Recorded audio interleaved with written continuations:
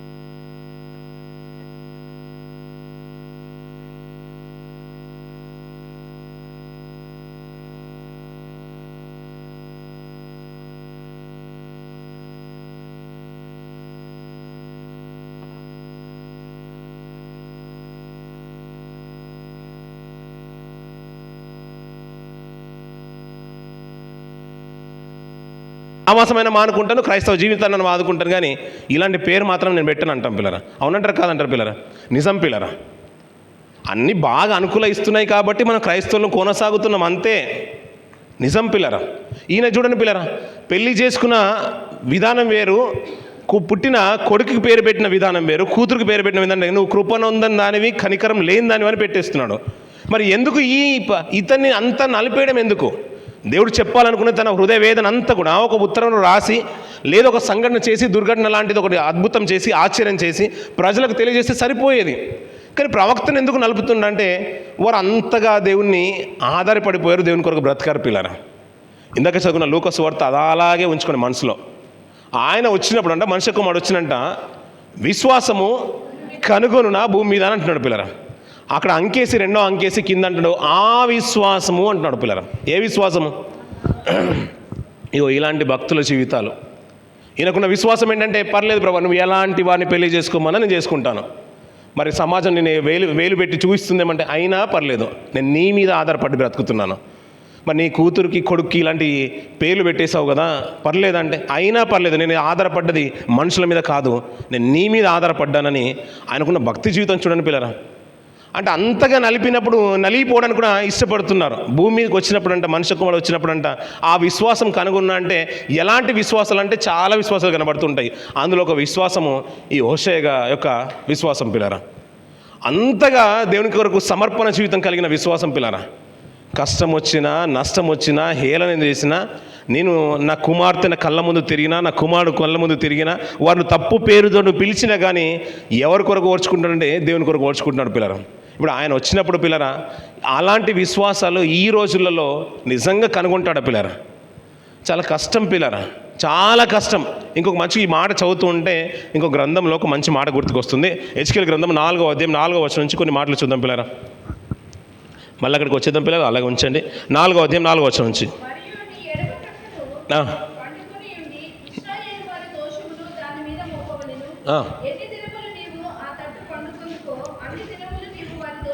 భరింతు ఇశ్రాయేలు వారి దోషమును నీవు భరించినట్లుగా వారి దోషము చేసిన సంవత్సరం లెక్క చొప్పున నీకు 390 దినములు నిర్ణయించి ఉన్నాను. ఆ దినములు గడిచిన తర్వాత కుడి ప్రక్కను పండుకొని ఉండి 40 దినములు యూదావారి దోషమును భరించవలను. సంవత్సరం ఒకటింటికి 1 దినము చెప్పున నేను నిర్ణయించి ఉన్నాను. ఇలాగు నీవుండగా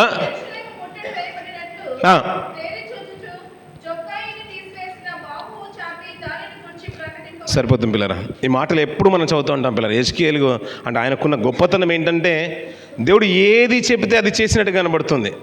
ఆయన మాట చూడండి పిల్లరా, ఎలా అంటున్నాడంటే, నువ్వు పక్క మీదనే పడుకోవాలి. కొన్ని రోజులు ఏంటంటే ఎడమ పక్కన నువ్వు పడుకోవాలి, ఓ ప్రక్క మీదనే పడుకుందాం, కుడి పక్కన కొన్ని రోజులు పడుకోమంటున్నాడు. అంటే ఒకసారి పడుకున్నాడు కదా, సరిపోదా అంటే సరిపోదంట. కొన్ని రోజులు ఎడమ పక్కన, కొన్ని రోజులు కుడి పక్కన. అలా నువ్వు ఎన్ని రోజులు నువ్వు పడుకుంటే ఒక్కొక్క దినానికి ఒక్కొక్క సంవత్సరము నేను వారిని భరిస్తాను అంటున్నాడు పిల్లరా. మరి ప్రభా, ఇది శ్రమలు ప్రజలకు వచ్చేది కదా, మరి వారి కొరకు నేనెందుకు స్ట్రగుల్ అవ్వాలి, నేనెందుకు బాధపడాలి, నేను భరించిన ప్రభు అని విడిచిపెట్టిన జీవితాలు కావు పిల్లరా. విడిచిపెట్టిన విశ్వాసము కానే కాదు. ఇంకా మాట్లాడుతూ ఉంటే అతనికి భోజన పదార్థాల విషయాల గురించి మాట్లాడుతూ ఉంటాడు. నువ్వు అలాంటి భోజనాలు తినంటే అది ఎప్పటికి కూడా నా నోటికి తాకలేదు, నిషిద్ధమైనది ఏది కూడా నా దగ్గరికి రాలేదంటే ఒక పని చేయంటే జంతువుల యొక్క మలాన్ని దాన్ని కాల్చి మరి తినమంటాడు. దానికి ఉన్న ముందున్న మాటలంటే ఇంకా ఘోరమైన మాటలు మాట్లాడుతున్నాడు. అది నేను తినలేనంటే అయ్యో దీంతో తినుమన్నప్పుడు రొట్టెలు చేసుకొని భక్షలు చేసుకొని తింటూ ఉంటే పిల్లల సమాజం మధ్యలో అలాంటి సంఘటనలు జరుగుతున్నప్పుడు దేవుని కొరకు అంత కమిట్మెంట్గా ఎలా బ్రతకాలని అనిపించేసింది పిల్లరా. అలా ఆ రోజులలో మనం చూస్తున్నాం, ఆ విశ్వాస జీవితాలు మనం చూస్తున్నాం పిల్లరా. అంటే ఈ గ్రంథాల్లో మనం ఆలోచిస్తున్న మాట ఏంటంటే ప్రతి దానిలో ఒక పాఠ్యమే, అంటే మన బ్రతుకులకు ఒక పాఠమే కనబడుతుంది. ఏంటయ్యా అంటే కష్టం వచ్చినా నష్టం వచ్చినా దేవుని పనిని ఏ రీతిగా సంపూర్తి చేస్తున్నారో మనకు అర్థమవుతుంది. 40 రోజులు ఒకే పక్కన మీద పడుకున్నారంటే పిల్లరా. మనం ఎన్ని రోజులు పడుకుంటాం పిల్లరా? ఒక రాత్రి పడుకోమంటే ఇటు పక్కన అటు పక్కన ఉన్న వారిని తన్నేసి మరి మనకంటూ ఒక స్థానాన్ని ఆక్రమించేసుకునే రకం మనది. పడుకోవడానికి ఒక రోజు కూడా మనకు సరిపోదు. అలా ఒక రోజంతా కూడా ఒక పక్కన మీద పడుకున్నా కానీ మరుసటి రోజు పడుకోవడానికి మనసు ఒప్పదు. మనం ఇంకొక పక్కన పడుకుంటాం. ఇలా 40 రోజులు ఒక పక్కన పడుకొని ఇంకొక మళ్ళీ కుడి వైపున కొన్ని రోజులు పడుకొని వీటిని బట్టి నేను వారిని భరిస్తాను అంటున్నాడు పిల్లరా. అంటే ఆ భారం అంతా కూడా ఎవరి మీద పెట్టేసారంటే, ఒకవేళ నేను 30 రోజులను పడుకున్నాను అనుకో, నేను 30 ఏళ్ళే వాళ్ళని భరిస్తాను, తర్వాత నేను వారికి శిక్ష విధిస్తాను అంటున్నాడు. అంటే వారి భారము, ఇశ్రాయేల్ యొక్క భారం అంతా కూడా ఎవరి మీద పెట్టేశారంటే హెజ్కేలు మీద పెట్టేశాడు పిల్లరా. ఇంకా అంతెందుకు పిల్లరా, మనకి ఇర్మియా గారు బాగా తెలుసు. ఇర్మియా గారు బాగా తెలుసు. ఆయన గురించి మాట్లాడుతున్న మాట ఏంటంటే, ఈ పాపలోకంలో ఉన్నావు కాబట్టి, ఇలాంటి సమాజంలో నువ్వు ఉన్నావు కాబట్టి నువ్వు పెళ్ళే చేసుకోవద్దన్నాడు. మరి వారి కొరకు నేనెందుకు పెళ్లి చేసుకోకూడదని ఏ రోజు ప్రశ్నించిన జీవితాలు కావు పిల్లరా. అయినా ఒక నిష్ఠ కలిగి బ్రతికినారు, దేవునికి సమర్పణ జీవితాలు కలిగి ఉన్నారు పిల్లరా.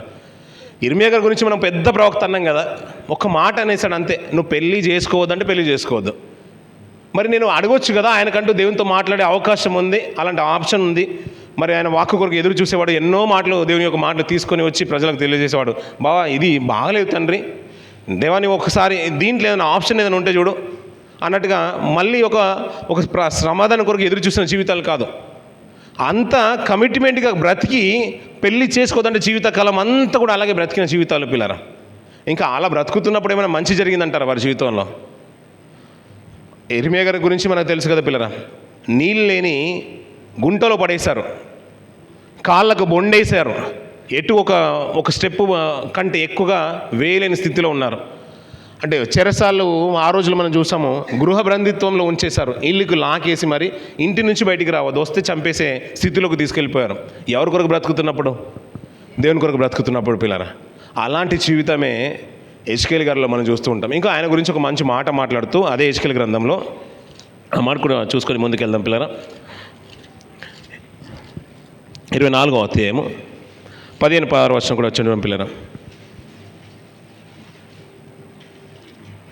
హెజ్కేలు గ్రంథం 24వ అధ్యాయము.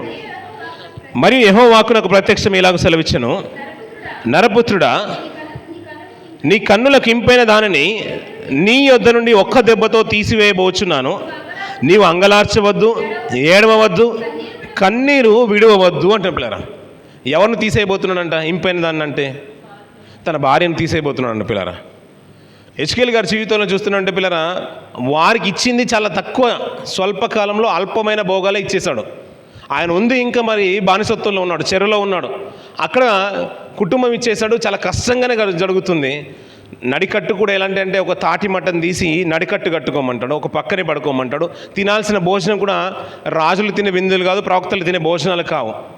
అలాంటి లేహ్యాలతో అసహ్యమైనది వాటితో భోజనాలు చేసి వారు నిన్ను చూస్తూ ఉంటే వారి దుస్థితి కూడా ఇలాగ ఉండబోతుందని చెప్తూ చివరిగా నీ భార్యను కూడా నీకు ఇంపైందని కూడా తీసేస్తాను. అప్పుడు తీసేసినప్పుడంట నువ్వు ఏడవద్దు, కన్నీరు విడవద్దు, అంగలార్చవద్దు అంటున్న పిల్లరా. అంటే వారి స్థితిలో ఎలా ఉండబోతుందంటే ఇజ్రాయేల్లోను యూదుల్లోనూ కూడా నేను అలాంటి సంగతి నేను చేయబోతున్నాను అంటాడు. ఇంకా మాట్లాడుతూ డే టైంలోనే నీ సామాన్ అంతా కూడా ప్యాక్ చేసేసుకొని నీకున్న గోడకు కన్నం పెట్టి దానికి హోల్ చేసి ఆ గోడ మధ్యలో నుంచి నువ్వు వెళ్ళిపో, అందరూ చూస్తుండగా. దొంగ ఏ రీతిగా అయితే పారిపోతాడో ఆ రోజుతో పారిపోమంటున్నాడు. అంటే శ్రమ వచ్చినప్పుడు, ఆపద వచ్చినప్పుడు ఇశ్రాయేలు కూడా ఎలాగైతే పారిపోతారో, యూదులు కూడా ఎలాంటి శ్రమలకు వెళ్ళబోతున్నారో, వీటన్ని బట్టి హెజ్కేలుని కానీ చూపిస్తూ వారికి ఒక పాఠాన్ని నేర్పించాలనుకున్నాడు పిల్లరా. అంటే వారి కొరకు ప్రవక్తలను ఎందుకు నలిపేశాడు అనేది ఒక ఆశ్చర్యం అనిపించింది పిల్లరా. మనం అనుకుంటాం కదా పిల్లరా, దేవుని కొరకు నమ్మకంగా బ్రతుకుతున్నాం అనుకుంటాం. ఒక్కసారి ఏదైనా బాధ వచ్చి మనల్ని నలిపేసింది అనుకోండి పిల్లరా, అన్నీ విడిచిపెట్టుకొని పారిపోయే రకాల పిల్లరా. మా స్టాఫ్లో ఒక ఆమె ఉండేది, కొద్దిగా పరిస్థితులన్నీ బాగున్నాయి, ఇంకా మనం ఎక్కువగా మనం మాట్లాడుకున్నాం, యూఎస్ వాళ్ళైనా ఫిలిప్పీన్స్ అయినా కానీ క్రిస్టియన్ మెజారిటీ ఎక్కువ వాళ్ళ పాపులేషన్లో. ఇక్కడికి వచ్చేసరికి త్వరితమైన కాలంలోనే ఏం ఆశపడ్డో తెలియదు కానీ ఇమీడియట్గా తన రక్షణ జీవితాన్ని విడిచిపెట్టేసి దాంట్లో కలిసిపోయింది, ఇస్లాంలో. తర్వాత ఆమెను మరియం అని పిలవడం ప్రారంభమైపోయింది. ముందేమో వేరే పేరు ఉండే, అంటే అక్కడికి వెళ్ళిపోయిన తర్వాత పేరు మార్చింది. అంటే తనకు ఇస్లాంకు తగినట్టుగా పేరు కూడా మార్చేసింది. తన స్కార్పు ఇవన్నీ కూడా భాగం అంతా కూడా మారిపోయింది. మనం ఏంటంటే ఏ లబ్ధి కొరకు ఆశించి అంటే ఉన్న పలంగా విశ్వాసాన్ని విడిచిపెట్టుకునే స్థితిలో ఉన్నారు సమాజంలో. చాలా దేశాల్లో పిల్లరా ఇది జరుగుతూనే ఉంది. ప్రత్యేకంగా యూఏఈ ప్రాంతాల్లో కూడా అదే జరుగుతుంది పిల్లరా. కొన్ని 10,000 ఆశపడుతున్నారు, ఎవరైతే కన్వర్ట్ అవుతారో వారికి 10,000 ఇస్తున్నారు పిల్లరా, 10,000 ధరమ్స్ ఇస్తున్నారు. ఆ విషయం కొంతమందికి తెలుసు, కొంతమందికి తెలియదు కాబట్టి ఇక్కడ ఉన్నారు పిల్లరా. కాదు కదా పిల్లరా, మనం దేవుని నమ్మకంగా బ్రతుకున్నాం పిల్లరా, గొప్పగానే బ్రతుకుతున్నాం. డబ్బు కొరకు కానీ ఏదో కష్టం వచ్చినప్పుడు విడిచిపెట్టే స్థితి కొరకు కానీ మనం ఆశపడలేదు పిల్లరా. తల్లిదండ్రులు రక్షణ పొందుకున్నారు కాబట్టి మనం ఈ రక్షణ విభాగంలో కొనసాగుతున్నాం, అంతే కదండి. అవునా, మాట అర్థమైందండి. మన తల్లిదండ్రులు, మన తాతలు, తల్లిదండ్రులు, మన ఇంట్లో వచ్చిన సేవకులు, వారు రక్షణ పొందుకున్నారు. వారి తర్వాత మన నాన్నగారు, అమ్మగారు రక్షణ పొందుకున్నారు. వారి గర్భాన గుండా వచ్చిన వారం కాబట్టి మనం రక్షణ పొందుకున్నాం, అంతే కదండి. ఒకవేళ కాకపోయింటే క్రైస్తవులకు రావడానికి మనము తపస్సు చేసి, అంటే తల కిందలుగా తపస్సు చేసైనా కానీ, ఆహర్నిశలు కష్టపడినా కానీ రక్షణలోకి వచ్చేవారం కాంపిలరా. అన్య కుటుంబాల నుంచి వచ్చేవారు నిజంగా ఆశ్చర్యం అనిపిస్తుంది. వీరు నిజమైన దేవుని పిల్లలు అనిపిస్తుంది. ఎందుకంటే మన విశ్వాసాన్ని చాలా సింపుల్గా చిన్న చిన్న వాటికే కోల్పోతాం.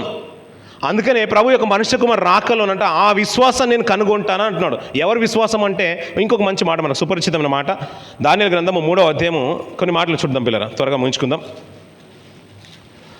దానియేలు గ్రంథము 3వ అధ్యాయము 13వ వచనం నుంచి కొన్ని మాటలు చూడండి పిల్లరా.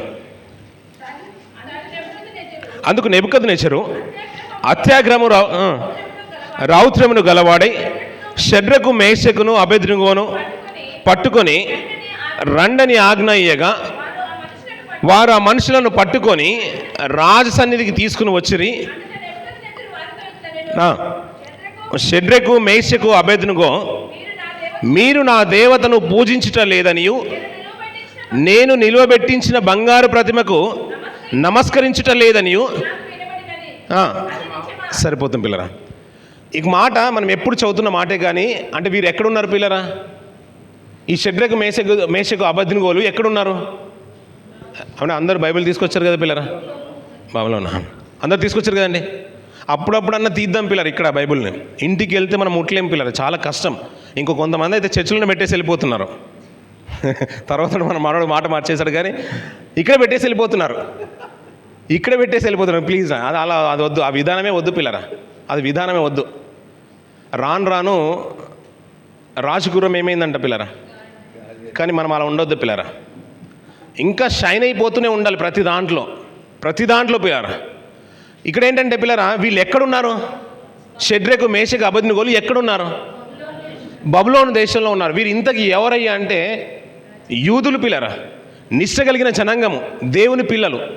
వీరు ఈ చెరలో ఉన్నారు, బబులోను దేశంలో ఉన్నారు. రాజు తన దేవతను పూజించడానికి ఒప్పుకోలు కొరకు నిలబెట్టేశాడు, నమస్కారం చేయమంటున్నాడు. అంటే వీరే ఎందుకు ముందుకు వచ్చేసారు? మిగతా వారందరూ ఏం చేసినట్టు? నమస్కరించినట్టు. అంటే కేవలము షడ్రకు, మేషకు, అబేద్నెగో, దానియేలే వచ్చేసారా చెరలోకి?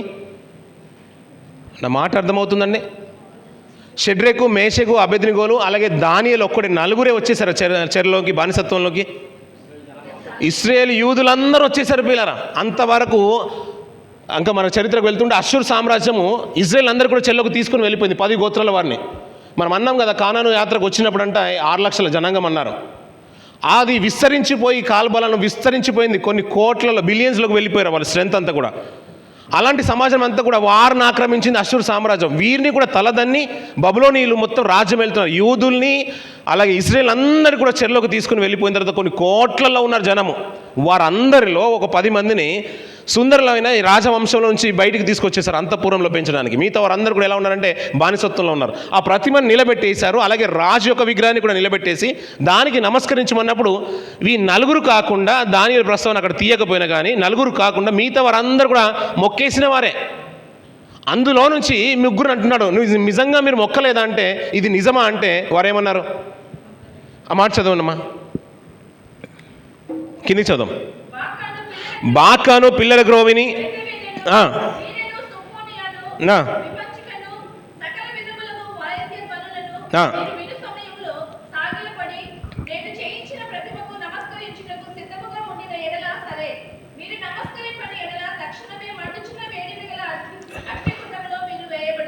సరిపోతుంది పిల్లలు. అంటే ఆ వాయిద్యాలు వాయించినప్పుడు ఏంటంటే ఒక బాకనాదం రాగానే అందరూ ఏం చేయాలి? ఇప్పుడు సాగిలపడి నమస్కరించాలంటే పిల్లలు. ఇప్పుడు అందరూ నమస్కరిస్తున్నారంటే బబులోను నమస్కరిస్తున్నారు, వారితో పాటున మిగతా జనాంగము, చెరలకు వచ్చిన అన్ని జాతుల వారు నమస్కరిస్తూనే ఉన్నారు. వారిలో నమస్కరింపని వారిలో ఈ ముగ్గురిని తీసుకుని వచ్చి బయట పెట్టేశారు పిల్లలు. నమస్కరిస్తారా? నమస్కరించండి. నమస్కరించకపోతే అగ్నిగుండంలోకి మీరు వెళ్ళిపోతారు. వారి ప్రత్యుత్తరం చూడండి పిల్లలు ఎలా ఉందో. అమ్మ కిందికి చదువుదామా. మేము సేవించుచున్న దేవుడు మండుచున్న వేడిమి గల అగ్నిగుండంలో తప్పించి రక్షించుటకు సమర్థుడు అంటున్నాడు పిల్లరా. ఆయన రక్షించి మా వారిని అగ్నిగుండంలో నుంచి రక్షించి తప్పించడానికి దేవుడు సమర్థుడు అంట. వాళ్ళందరికీ తెలిసిన విషయం. ఎవరందరికీ తెలుసు? యూదులందరికీ తెలిసిన విషయమే. ఎందుకంటే వారు కూడా ఒకప్పుడు ఆ ఐగుప్తు బానిసత్వంలో ఉన్నవారే. అది తర్వాత కానాని యాత్రకు వచ్చినప్పుడు అరణ్య మార్గంలో ఎన్నో అద్భుతాలు చూసిన వారే. ఇంకా ముందుకు వెళ్తూ ఉంటే వారి తర్వాత పాలు దేశంలో వెళ్ళిన తర్వాత ఆయా జాతుల వారు అనేకులు వారిని దోచుకున్నవారు, ఆక్రమించుకున్నారు, బానిసత్వంలోకి తీసుకుని వెళ్ళిపోయిన వారే. దాని తర్వాత పెద్ద సామ్రాజ్యంలో ఇది చిట్ట చివరి సామ్రాజ్యంగా మనం చూస్తూ ఉంటాం. వీరు కూడా ఆక్రమించుకున్నారు. మరి అన్నింటి నుంచి తప్పించిన దేవుడు దీంట్లో నుంచి కూడా తప్పించగలుగుతాడు కదా. మేము ఎందుకు నమస్కరించాలని ఏ యూద జాతి కూడా నమస్కరించకుండా నిలబడలేదు పిల్లరా. అందుకని ఏంటంటే పిల్లరా, అక్కడక్కడ కొన్ని జీవితాలు అలా వెలిగిపోతూ ఉంటాయి. మనం ఎస్తేరు గ్రంథంలో చూస్తూ ఉంటాం. మొర్దెకై నేను ఎందుకు నమస్కరించాలంటాడు. నేను యూదుని నేను నమస్కరించాలంటాడు. మరి అందరూ నమస్కరించేస్తున్నారు కదా, నీది పోయేదేముంది, నువ్వు కూడా నమస్కరించేవి కదా. అబ్రాహాం సాగినప్పుడు నమస్కరించలేదా అన్ని రాజులకు? ఇస్సాకు కూడా నమస్కరించేశాడు కదా. అలాంటప్పుడు నీవు నమస్కరించదని ప్రాబ్లం ఏంటంటే నేను నమస్కరించిన అంతే. వారి విశ్వాస జీవితము వారి పరిమాణం వేరు, నా విశ్వాస జీవితము నా పరిమాణము వేరు, అంతే. నేను దేవునికి లెక్కప్ప చెప్పాలి. అందుకనే ఆయన వచ్చినప్పుడు అంట, మనుష్య కుమారుడు వచ్చినప్పుడు అంట, ఆ విశ్వాసము కనుగొనునా అంటే అలాంటి భక్తుల జీవితాలు కావాలి పిల్లరా నేటికి. అప్పుడప్పుడు మనం వింటూ ఉంటాం కదా పిల్లరా, ఒకప్పుడు చిన్న పిచ్చుకలు కనిపించేవి పిల్లరా. ఎర్లీ మార్నింగ్ విండో తెరవగానే ఒక చిన్న కిచకిచని శబ్దం చేసేవి. మనం అప్పుడప్పుడు ఎక్కువగా బటర్ఫ్లైస్ చూసేవాళ్ళం, కాకులు చూసేవాళ్ళం. తినే చేత్తోనంట ఇలా కొట్టడం కూడా మానేశారంట. ఎందుకంటే దీని నుంచి అన్నం మెతుకులు అన్నీ కూడా పడిపోతాయి, ఎవరైనా తింటాయి కాకులని ఈ తినే చేత్తో కూడా కొట్టారంట మన వాళ్ళు, తెలుగు వాళ్ళు. అంటే అవన్నీ కూడా ఒకప్పుడు పిల్లరా బాగా ఎక్కువగా కనిపించేవి. ఇంకా జంతువుల గురించి మాట్లాడుకుంటాం పిల్లరా. అవన్నీ కూడా ఏం చేశారంటే రోడ్ల మీదకి అప్పుడప్పుడు ఈ మనం సబ్వే నుంచి వెళ్తూ ఉంటే, అండర్ గ్రౌండ్ నుంచి వెళ్తూ ఉంటే ఆ బ్రిడ్జ్ల పైన స్కెచెస్తోని మంచి బొమ్మలు వేసి పెడుతున్నారు. ఎందుకంటే వచ్చే భావి తరాల వారికి ఒకప్పుడు ఇవి ఉండేవని చూపించడానికి. అవన్నీ అంతరించిపోతున్నట్టుగా పిల్లరా కాలక్రమేణా అలాంటి విశ్వాస జీవితాలు కూడా నేటి తరాలు అంతరించిపోయాయి పిల్లరా. ఆ రోజు ఇంకా పదిలంగా వారు బ్రతకారంటే కారణం ఏంటంటే అలాంటి వారిని బట్టి ఆ తరాలు బ్రతికిపోయాయి పిల్లరా. ఈ రోజున చూడండి పిల్లరా, గతించే కొంతమంది సేవకులు మనం చూస్తున్నాం పిల్లరా. ఇంకా ఇంతవరకు దేవుడు నిలుపుతున్నాడంటే కొన్ని జీవితాలే పిల్లరా. వారి విశ్వాస జీవితాలని బట్టి, వారి ప్రార్థన భక్తులను బట్టి మనం భవిష్యత్ దేవుని కొరకు నమ్మకంగా బ్రతుకుతలేమేమో. కానీ మన తర్వాత నేను అదే అంటాను పిల్లలు, చాలాసార్లు నేను ఈ మాట ప్రస్తావన తీసుకొచ్చేసాను. మన జనరేషన్లో మనం బ్రతకకపోయినా తర్వాత జనరేషన్లో వచ్చేవారు. ఇప్పుడు తర్వాత మనకు బాగా తెలిసిన మాటే కదా పిల్లరా. ఒకవేళ అనుకుందాం, జకరియా గారు తన భార్య ఎవరండి, యెజబెల్ గారు, వారు నమ్మకంగా బ్రతికినా, వారు ఒకవేళ బ్రతకకపోయినా కానీ తన తర్వాత వచ్చిన కుమారుడు ఉన్నాడు. ఎవరు? ఆయన అంత నిష్ఠగా బ్రతికేశాడు కదా పిల్లరా. అంటే ఆయన కొరకు దేవుడు ఎవరిని నిలిపేశాడు? జకరియా ఎలిజబెత్లను నిలిపేశాడు. అలాగే పిల్లలు మనం అనుకుంటాం ఏంటంటే కొన్నిసార్లు మనం నమ్మకంగా ఉన్నాం, మన విశ్వాస జీవితం బాగుంది కాబట్టి నిలుపుతున్నాం. మనం కాదు పిల్లరా, మన తర్వాత వచ్చే తరాల కొరకు మనల్ని నిలబెడుతున్నాడు. అది విషయం మనకు అర్థమైపోవాలి. కానీ ఒకవేళ అలాంటి అంటే అవకాశం కొరకు ఏంటంటే నువ్వు కూడా దేవుని కొరకు బ్రతకాలని ఒక ఆప్షన్ మనకి ఇస్తున్నాడు. ఏంటంటే ఈ సంవత్సరమైనా నువ్వు బ్రతుకుతావేమో అని ఒక అవకాశం, ఒక ఆపర్చునిటీ మనకు దేవుడు ఇస్తున్నాడు. అలా కనుగొనే తరుణంలో పిల్లరా, ఆ రోజున్న విశ్వాసం చాలా గొప్పదయ్యా. అంతమంది యూదులకు, ఇజ్రాయేలుకు నేను హెజ్కేల్ ద్వారా వర్తమానం పంపించేశాను. ఆయన నా కొరకు ఏంటంటే ఇది కాదు అంటే కాదన్నాడు, నా భార్యను తీసుకుంటానంటే ఏడవద్దని అన్నాడు, కన్నీరు విడివద్దంటే విడివద్దన్నాడు. అలాంటి జీవితాలు ఆ రోజుల్లో గొప్పగా బ్రతుకుతూ ఉంటే ఈ హోషేయ గారి జీవితం కూడా అంత గొప్పది పిల్లరా. దేవుని యొక్క భారం అంతా కూడా అక్కడ పెడుతూ ఉంటే ఆ వేదన అంతా కూడా ఇశ్రాయేలుకి అర్థం అవ్వడానికి, అయ్యా నన్ను కాదనుకున్నారు, నా భార్య ఎలాగైతే నన్ను కాదనుకొని పరాయి పురుషుని ఎలాగైతే ఆశిస్తుందో, ఒక భర్తకు ఎంత వేదన ఉంటుందో అలాగే భార్య ఉండగా భర్త వేరే స్త్రీని మోహిస్తూ ఉంటే, వేరే స్త్రీకి ఆలోచన ప్రస్తావన తీసుకొస్తూ ఉంటే భార్య ఎంత కృంగిపోతుందో నేను అలాగే కృంగిపోతున్నానని దేవుడు మాట్లాడుతున్న మాటను అందరికి అర్థమయ్యే రీతిగా కళ్ళకు కట్టినట్టుగా మనము ప్రాజెక్టర్ మీద చూపించినట్టుగా హోషేయ గారిని ముందు పెట్టి చూపిస్తున్నాడు సమాజానికి. నువ్వు ఆ స్త్రీని పెళ్లి చేసుకో, పెట్టిన కూతురికి కానీ కుమారుడు కానీ ఇలాంటి పేర్లు పెట్టు, అదే అంతా నలిగిపోతున్నావు, నీ జీవితం మీద కూడా వ్యర్థమైపోతుంది కదా, అయినా పర్లేదు దేవుని కొరకు అలా బ్రతకాలనుకుంటున్నాడు పిల్లరా. ఎందుకంటే వీరందరిని బట్టి పిల్లరా దేవుడు ఏమనుకున్నా అంటే ఆ సమాజానికి ఈ విషయాలు తెలియజేయాలనుకున్నాడు, గొప్పగా వారిని జీవితాలను చూపించాలనుకున్నాడు పిల్లరా. కాలక్రమేణ పిల్లరా అప్పుడప్పుడు మన మంచి విశ్వాస వీర నారీమణులను ఆ రోజుల్లో చూసినట్టుగా కాలక్రమేణా మన భవిష్యత్తులో చూస్తామో లేదో అనే సందేహం కలుగుతుంది పిల్లరా. అప్పుడప్పుడు మనం వింటూ ఉంటాం కదా పిల్లలు, మదర్ తెరెసా గురించి మనం ఎక్కువగా వింటూ ఉంటాం. అలాంటి మదర్ తెరెసాలు మళ్ళీ ఈ రోజుల్లో పుట్టుకెందుకు రావట్లేదంటే పిల్లరా, వారిని చూసి అలా బ్రతికితే సరిపోతుంది అనుకుంటున్నారు, కానీ అలాంటి వారు రాలేదని అనుకుంటున్నాం పిల్లరా. కానీ కొన్ని కుటుంబాల్లో కొన్ని సంఘాల్లో కొన్ని ప్రాంతాల్లో చూస్తూ ఉంటే వారంతలా కాకపోయినా కానీ అంతవరకు తీసుకొచ్చి బ్రతకడానికి ఇష్టపడుతున్న వారు చాలామంది ఉన్నారు పిల్లరా. అందుకని ఈ లోకం ఇంకా ముగింపు దశలోకి వెళ్ళట్లేదేమో అనిపిస్తుంది. అంతే కదండి పిల్లరా. గొప్ప సేవకులను చూడండి పిల్లరా, తనకు ఆస్తి ఏం కొదువు అయిపోలేదు. బిజినెస్ పరంగా ఎన్నో కంపెనీలు బాగానే రన్ అవుతున్నాయి.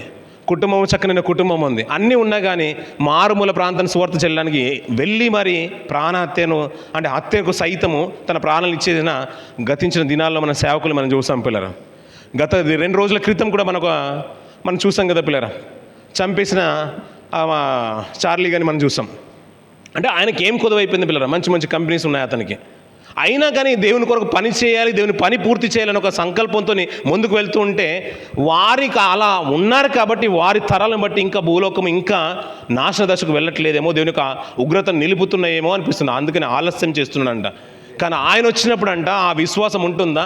ఆ రోజు వారి భక్తుల జీవితాల్లో చూసాం కదా, ఆ రోజు వారి భక్తుల జీవితాలు చూసాం కదా. ఈ రోజుల్లో అలాంటి భక్తుల జీవిత విశ్వాసము మన కుటుంబంలోనూ కానీ మన సంఘంలో కానీ ఆ తరంలో కానీ ఎత్తబడే గుంపులో దేవుడు చూస్తాడంటారా? ఏమన్నా చూస్తాడంటారండి? గట్టిగా చెప్పండి పిల్లరా, మేము ఉంటామని చెప్పండి. మీరు దేవుడు మిమ్మల్ని చూసి సంతోషిస్తాడు. నిజం చెప్పండి పిల్లరా, ఉంటారు కదండి మీరు. మీరే తీర్పులు పిల్లరా, మీరే ఉత్తరవాదులు. ఆ రక్షింపకపోయినాను అంటున్నారు పిల్లరా. మమ్మల్ని దేవుడు ఆ అగ్నిగుండంలో నుంచి రక్షించడానికి సమర్థుడు. ఒకవేళ రక్షింపకపోయినను మేము ఆ ప్రతిమకు నమస్కరింపము మొక్కము అంటున్నాడు పిల్లరా. ఒకవేళ రక్షించలేదనుకోండి ఏమైపోతాయి పిల్లరా? అంతే. అంటే దేవుని కొరకు ఆ ప్రాణాలు కూడా పెట్టడానికి సంసిద్ధమేనా? అంటే దేవుడు ఒక ఆజ్ఞ ఇచ్చేసాడు, వేరే వారికి నమస్కరించొద్దు అంటే ఆ ఆజ్ఞకు ఒక మాటకు కట్టుబడిపోయి తన ప్రాణాలు ఇవ్వడానికి సిద్ధమైపోతున్నారంటే, అయ్యా ఇశ్రాయేల్ సమాజం యూద సమాజం కొన్ని కోట్లలో ఉన్నారు, వారందరూ మొక్కేస్తున్నారు, వారితో పాటు నువ్వు కూడా చెయ్యి అంటే సరిపోతుంది కదంటే, లేదు నా జీవితం వేరు వారి జీవితం వేరని ఒక వేరే విభాగంలో నిలబడి బ్రతుకుతున్నారు పిల్లరా. అలాంటి విశ్వాస జీవితాలే దేవునికి కావాలి పిల్లరా. అందుకని ఆయన వచ్చే ఆ మాట చూడండి పిల్లరా. 18వ అధ్యాయం 8వ వచనం చదువుదాం పిల్లరా, ముగించేద్దాం.